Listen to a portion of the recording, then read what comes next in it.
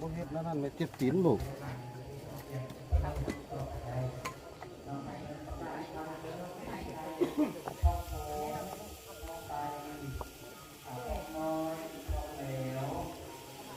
อาจารย์ไปถ่ายรูปเรือจ้ะไหน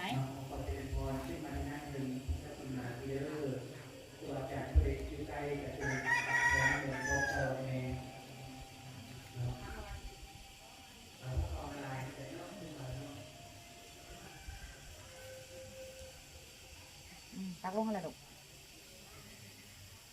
ไหน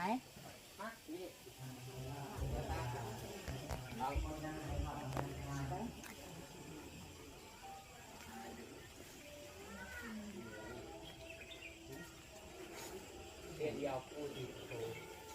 ตัวไหนอันนี้คือกี่ดอกอันนั้น5 ดอกกี่ดอกอันนี้ไอ้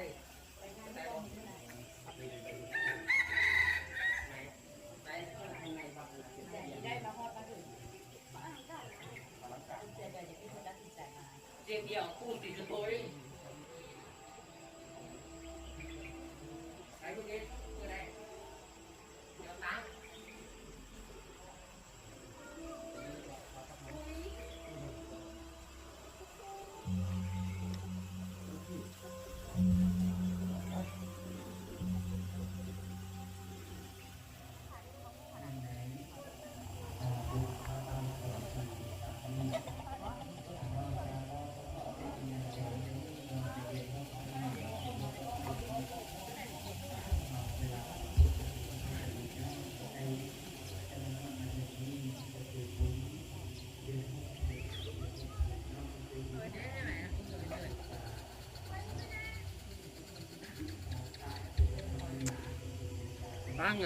เป็นวัดที่อลังการที่สุดเลย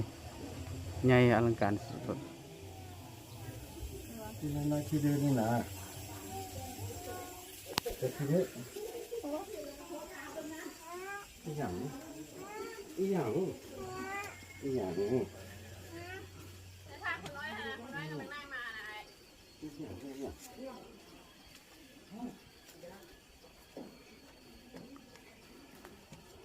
เบิ่งได้เลยเด้อ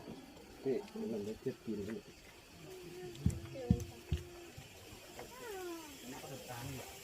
โก้โก้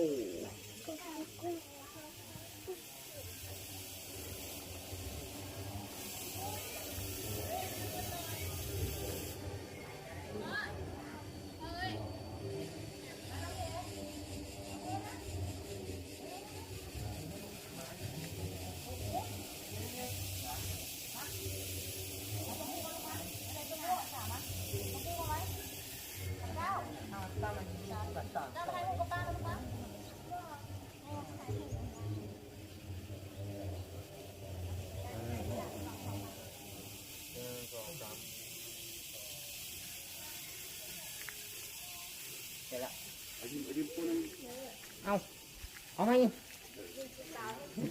มันรีมันนานมันมีการตั้งอันนี้เอาไหมนั่งลงนั่งเลยนั่งลงโอ้มีกล้องมาเองอ่ะ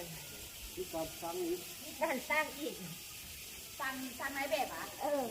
มีกล้องต้องตั้งไม้แบบเหรอจะไปยินใช่ลูกไปเป็นน้ำ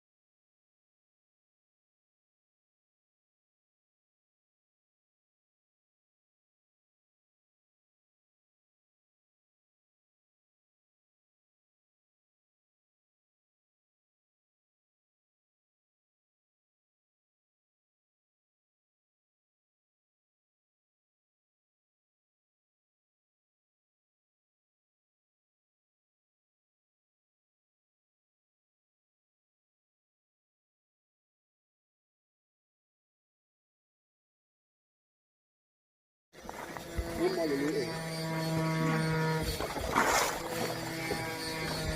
ตาระวังอย่าไปฮะตา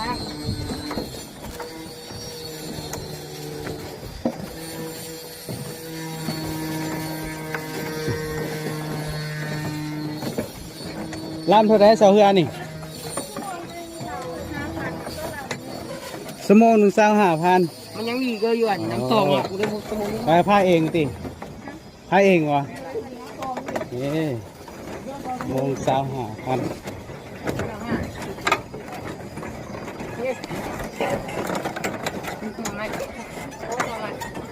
อย่าทำไม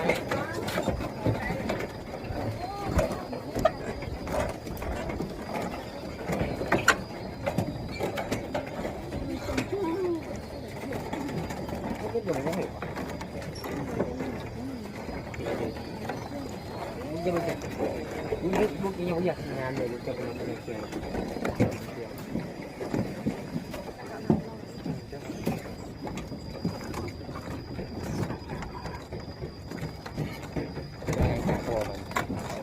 เราถ่ายมุกบรรยากาศของเรา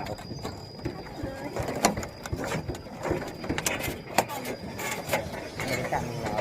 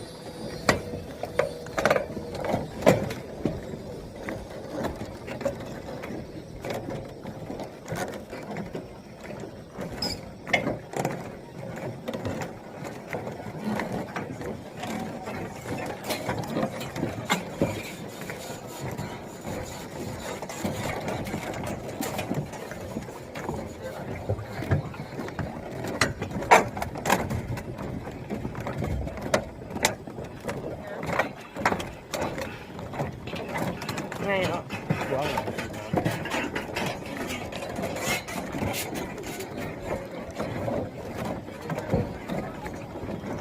เอ้า เราคิดดีอย่าง เอ้า เป็นจอมแล้ว อันนี้ก็ตัวจองไว้เลยจังได๋ซะ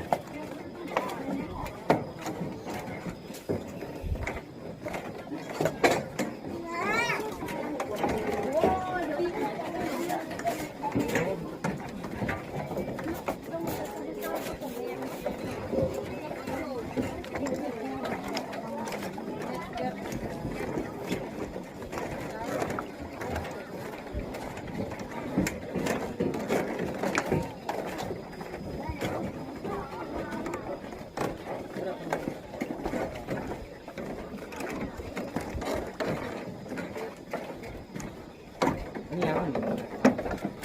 นี่ยัง เอา พูดหน่อย นั่งแถวนี้ก็ได้ ไม่ได้อาหารอยู่ดี เสียงแซวสด งั้นนี่ใครยี่นี่